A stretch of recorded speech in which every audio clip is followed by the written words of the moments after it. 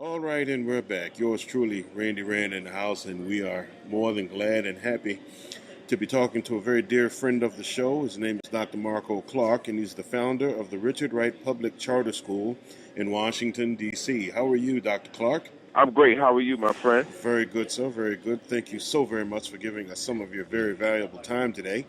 And we'll get right to it and do it as we'll be talking about how you can't beat a person who's determined to win and how to tackle the achievement gap in schools. One of the things that I do here at the school, Randy, is that I'm very clear and up front about the challenges that we have, the triumphs and the challenges. I let everybody know what's going on with our data, so we're clear, very transparent with our students, with our faculty, with our staff. I try not to hold back anything because I think that's the reason why schools tend to fail is because people want to hold information, hide it for whatever reason, and not let everybody be a part of it. You got to get everybody's voice if you want to have things change. And so when you look at a situation like mine and where I have 100% kids that are considered free and reduced lunch, I have 85% of my kids that are considered at risk according to the State Department of Education. And when I get them, they're 3 to 5 grade levels behind. It's nothing that I can be able to hide from anybody about these particular children. And so when we look at the whole concept, for me, attacking this achievement gap, you got to put the stuff out there with everybody and let them understand that we are under a state of emergency. I have to be a big voice out there to let them know these are the things that we're facing. And while we didn't create this deficit, we have them now, so we must own the information that we got. Now, about the achievement gap in our schools, what would you say is the culprit? The parents.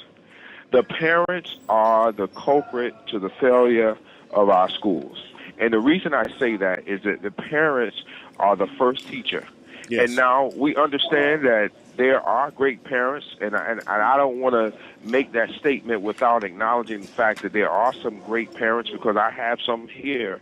But I also have a large proportion of my parents that are not stepping up to the plate the way they should. And when you look across the country and all of the things that you see on social media, everything that you're seeing that's happening with our kids, fighting teachers, kids that are committing crimes, kids fighting the police, no disregard for humanity whatsoever. That's something that you learn from home. That's something that you learned when you were growing up, to respect your elders, to give respect to laws, to respect what you're told to do, and remember what place you're in, that you're in a child's place, not an adult. It's coming because our parents have not done their job. When little Ryan was cursing at 2 years old, everybody thought it was cute and nobody corrected it. When little Susan was walking around and had on clothes that high heels and lipstick at 7 years old, Yes. everybody thought it was cute. But they did not acknowledge what needs to happen and how to change that. And so now these kids have grown up. And they're 14, 15, 16 years old, and they're committing crimes, and everybody says, wow, look at this young child and how they did that, but where did they get information from? And we got to go back to the origin, which was the parent. To flip it for a little bit, what, in your opinion, is the leading attribute of a person who's determined to win? A person who's determined to win will not quit. I'm a person who, against all odds, when I decided to open this charter school, we had 120 applications, and only 4 were accepted that year, and I was one of them. Against all of the odds, and I was the only high school that they granted a charter to, and that's because I had the audacity to step out to say, we can keep opening these schools from K to 8. But what happens to the kids once they go past 8th grade? Yes. And so it's not very many people who will have the audacity to do it. I was a kid that at 10 years old was a spelling bee champion, 11 years old told I was functionally illiterate, spent 5 years in high school, scored 480 on the SAT, and was rejected over 150 colleges and universities. And when you look at that, I was a person who the statistics said that I was doomed for failure, but I didn't let that stop me. Being a person who is determined to win means regardless of whatever your circumstances are, you're going to continue to go towards the mission that you have. And your mission has to always be greater than the challenges you have to achieve it. We're speaking with Dr. Marco Clark, who's the founder of the Richard Wright Public Charter School in Washington, D.C., and he's very good enough to give us some of his very valuable time today. Dr. Clark, we've all known about support and different types of support that the community can and should offer. This support is usually needed in the long term, isn't it? And if you could please explain why. The community support is just so relevant. When we look at what goes on in schools, typically it's something that happened in the community that came into the school that began to create these negative situations that were happening. And so it's very important that as educational leaders, that as civic leaders, business leaders, that we are reaching into the community and really explaining the role that they can play in helping young people, the role in being involved and looking at what the future is going to look like for their businesses in the companies that they lead if they don't invest in working with young people. I'm so glad that we started an initiative here at Richard Wright Public Charter School in Washington, D.C., is that we started by having this initiative called Man the Block. And this is a safe passage program because we recognize that our kids want to come to school, but the challenge they have is getting home, and the challenges they are having are with folks that look just like them. And so when we look at this, how do we counteract that? Because we recognize that police was not the answer, but rather the community coming together as one unit would help change the trajectory of the negativity happening in the community. And so we put together this Man the Block initiative that unites civic organizations, other businesses to come out and to be a part of this and to join together arm in arm when kids are getting out of school to create a large presence of adults that says we really care about young people and we care about you going to school and we care about your future. And the community has changed the mindset of kids so much that our students are really excited about what's going on with that. That's good, because the last time you and I spoke, you mentioned the Man the Block initiative and how you guys were about to begin it. And I'm glad to hear that it's meeting with some profound success. And certainly would like to get together with you at some point, down the road, just to keep us all informed as to how that initiative is working out. We're excited that the city government has joined forces with us. On May 16th of 2016, we're going to have a citywide Safe Passage Man the Block initiative program. That means that every agency that has volunteered will be involved. The city government is going to be involved. Educational leaders and educational institutions will be involved. We have some institutions of higher learning that's going to be involved, fraternities and sororities. We're going to have a big day. And we believe as the nation's capital that we should set the precedence for safe passage across the country. And I'm really thankful that the city government leaders have seen this as a viable program that needs to be involved in addition to what we're doing already educationally in our schools of learning. Glad to hear it. Glad to hear it. Please speak to the vulnerability of students who are attending subpar performing schools. The vulnerability is really simple. The kids who are in subpar schools get subpar teachers, subpar resources, subpar administrators, but they're expected to do supernatural things. It just can't happen. Sure. And so when you you set a kid up for failure, but you expect them, you already know when they're going in that they're going to fail, but you expect them to do supernatural things. It's impossible. And then when we these news stories, they write about these particular kids and the lack of progress they're making. But the problem is that they don't have the right tools to be successful from the beginning. And so it is very important for educational leaders to speak out about that and to ensure that, we maximize the resources that we have first and foremost. And then secondly, that we push on the individuals who have the ability to make the resources happen for the kids who deserve it most. Why would you take the best teachers and put them in the best schools? Yeah. It seems to me that the kids who have the most challenges need the best teachers. They need the most resources. We have a challenge here in the district where the charter schools who exchange accountability for academic achievement get less money in funding to do the same, to do even more work with academic achievement than traditional schools. And if we don't do them and show improve, then our doors are closed. And so it's just so much that goes into that. We have to have equity across the board to ensure that funding and extra resources are poured into the places that need them the most. And that's how we're going to see the difference in what we do. So what you're saying is you as a public charter are receiving less funding than, say, a traditional public school to get done what needs to be done? We are receiving. We are, and Wow.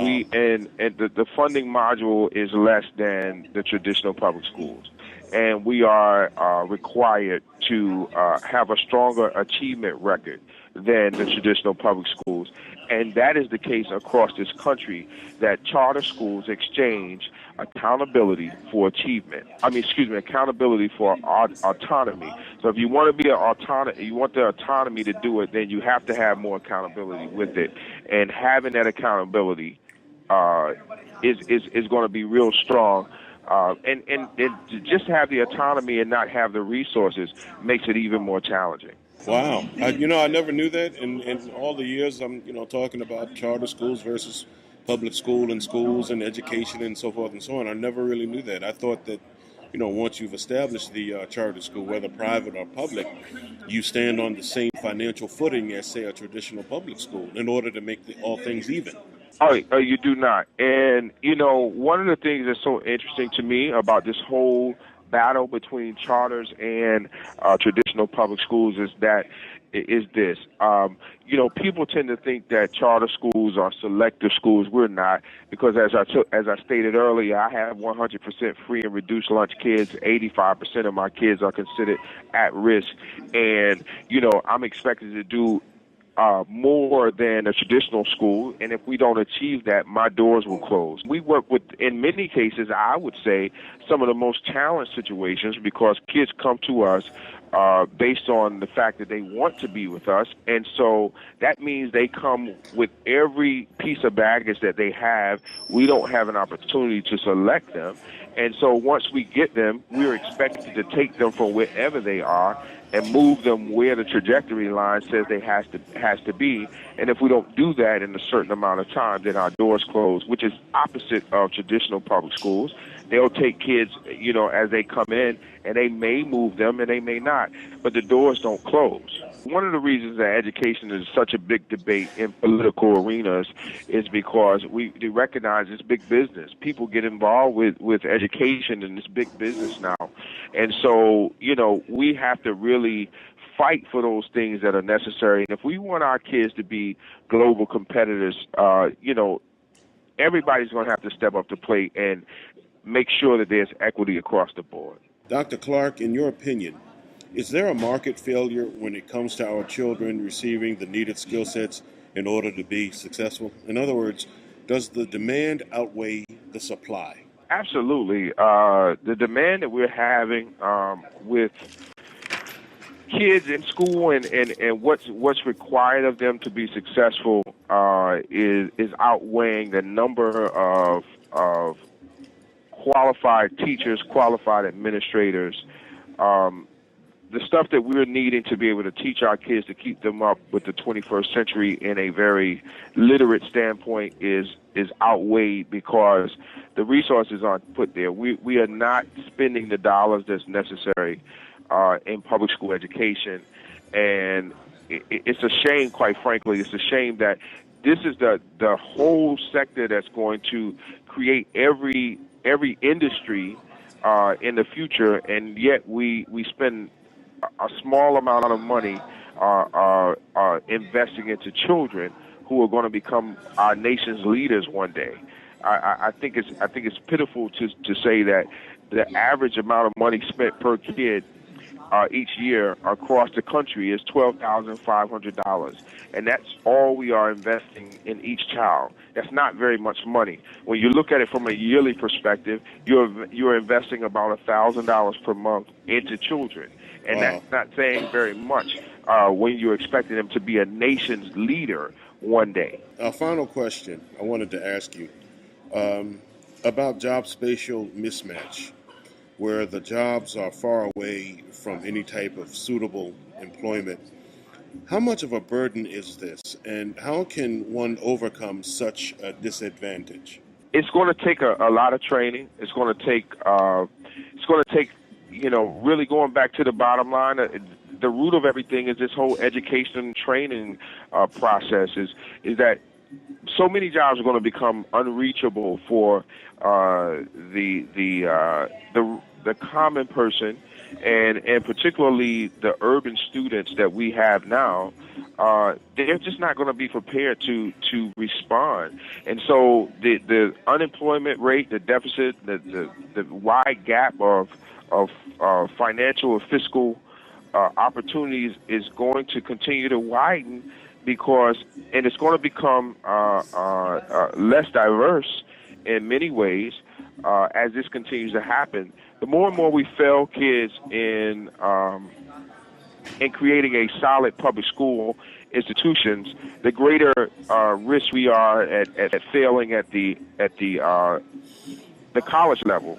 And so, if you're failing at those two levels, then of course the gap is going to continue to widen as it relates to careers in the future. In closing, if you want to plug your website or the Richard Wright Public Charter School, please feel free and go ahead. I can be reached at drmarcoclark.com. That's drmarcoclark.com. Or I can be reached at 860-997-6802. Love to reach out, talk to anyone in the area about how we can work together to ensure that our public schools become greater academically, socially, and emotionally for our children.